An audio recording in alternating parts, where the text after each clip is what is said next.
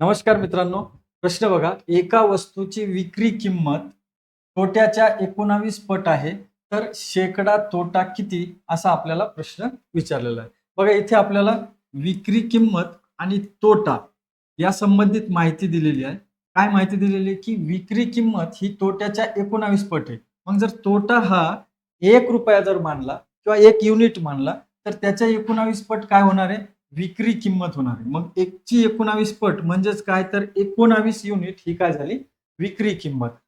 आता लक्षात घ्या, विचारलंय काय, तर शेकडा तोटा. तर शेकडा तोटा असो अथवा शेकडा नफा हा नेहमी खरेदी किमतीवरतीच आपल्याला काढावा लागतो. मग या ठिकाणी तर आपल्याला खरेदी किंमत नाहीये, पण ज्यावेळी आपण एखादी वस्तू विकतो आणि त्या विकताना आपल्याला तोटा झालेला असतो, तेव्हा ती विक्री किंमत, त्या वस्तूची विक्री किंमत अधिक तोटा यांची बेरीज म्हणजेच काय असते? खरेदी किंमत.